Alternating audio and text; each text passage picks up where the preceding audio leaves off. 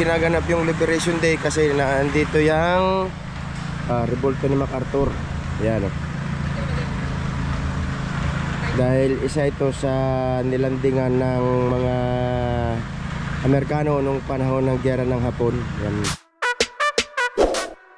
Idol!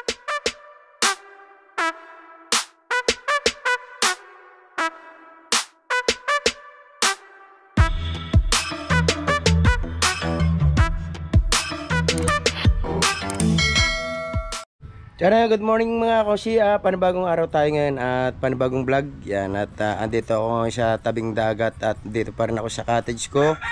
Ngayon ay nakalimutan ko, ako nga pala ipapunta ng Agriculture Office para doon sa report na ginawa namin para doon sa closing season. So yan, at ako ay pauwi muna at yan, abangan nyo na lang yung pagdating ko doon sa Agriculture Office at dadaling ko muna yung envelope para doon sa aming report. So ayun, at kita-kits tayo doon mga kakongsi. So nandito na tayo sa pavilion. Ito yung ng munisipyo na kung saan may mga seminar ay dito ginaganap. At lahat ng ng activities ng munisipyo ay dito yan itinadaos. Pati yung Liberation Day, yan. Kaya dito ginaganap yung Liberation Day kasi nandito yung revolta ni MacArthur. Yan, oh. Dahil isa ito sa nilandingan ng mga Amerikano nung panahon ng giyera ng Hapon. Yan, kaya meron yan.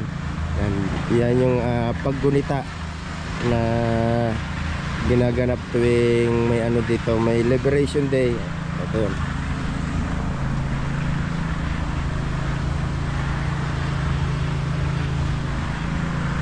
Tapos dito ginaganap yung mga seminar dyan sa building na yan. Kapag merong mga event, yan, diyan. Tapos ang opisina ng Agriculture Office na andito na ngayon, dati nasa munisipyo yan kasi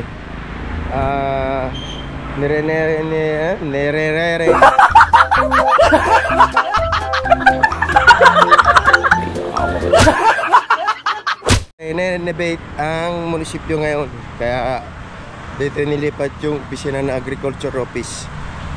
Tingnan natin, saan ako dadaan. Bibigay lang naman natin itong envelope. Ito yung report namin mga bantay dagat. Kaya pauwi na tayo mga kakongsi. At ngayon gagawin naman natin ay yung bangka. Dahil nakuha ko nakahapon yung kaya yung bangka naman ang gagawin natin. At ito na yung pinaunat natin kahapon na ng bangka ni Kamedal. Dadalhin natin ito sa dagat.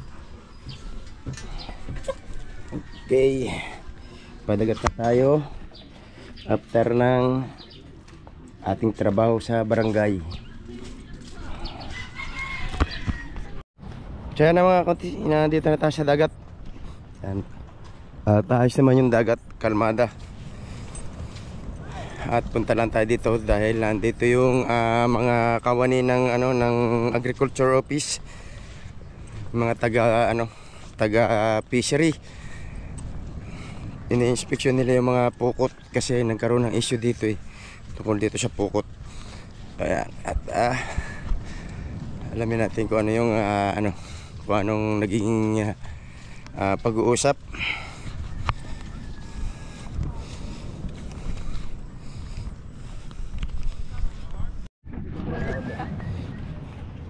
Kaya dito na kami at ito yung at tropa ng bantay dagat at ang tropa ng Coast Guard at ng Agriculture Office para sa inspection. At inspeksyonin nila yung mga dito, mga pukot kasi nga karoon ng kaunting issue.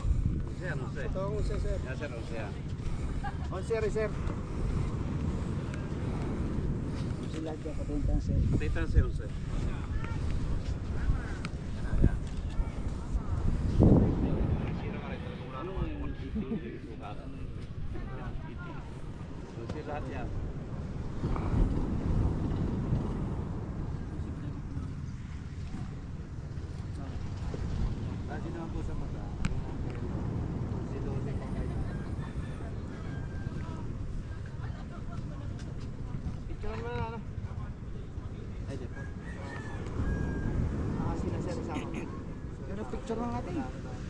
Bakit tayo merong Pare, ano ko na lang din sa ano.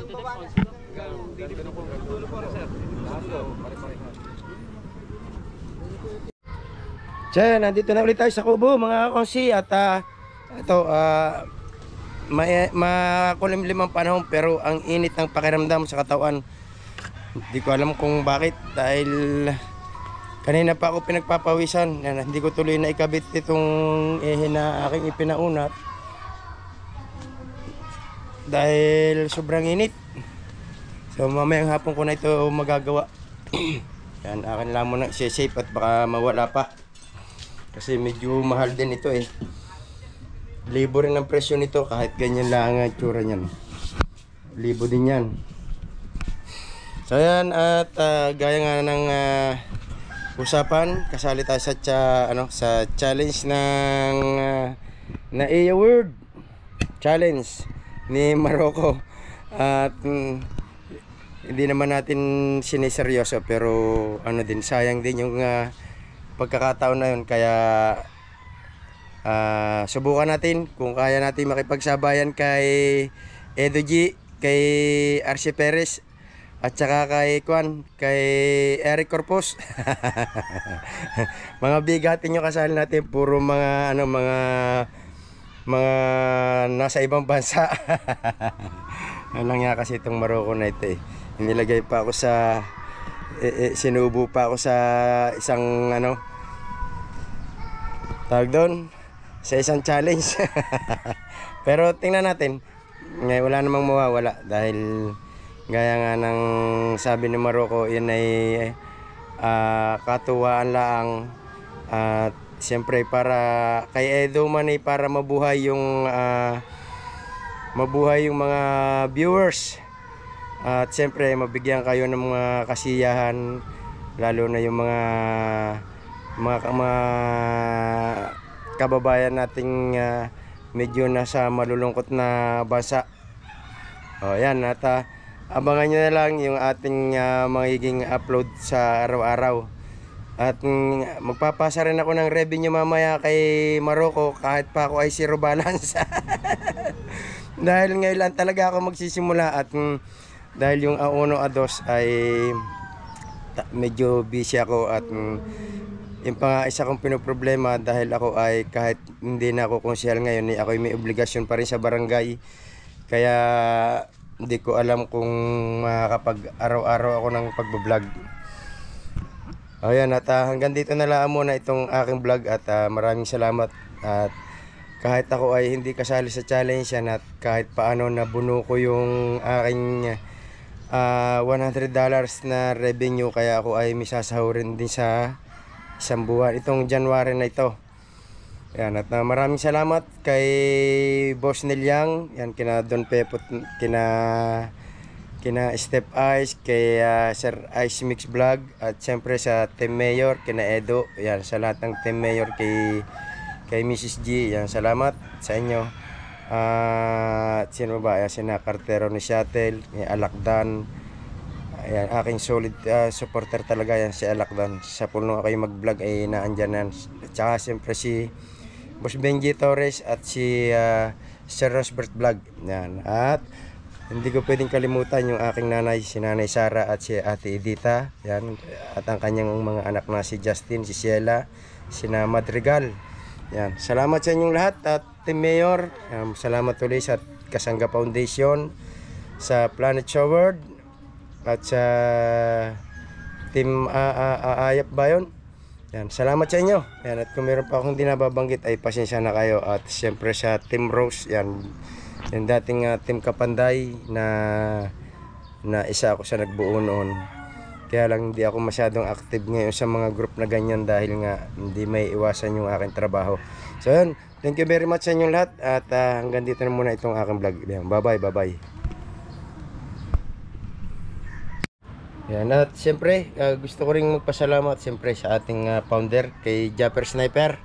Yan, maraming salamat sa pagbibigay mo sa akin ng opportunity na ako ay maging isang vlogger. Yan, thank you very much. At dahil dito sa pagbablog ko ay napakarami ng taong nakilala ko na na taga ibang lugar, taga ibang bansa. Dahil sa pamamagitan nitong pagbablog ko ay talagang di ko akalain na ako ay madadagdagan yung aking mga kaibigan. So ayun, at salamat ulit kay Japper Sniper.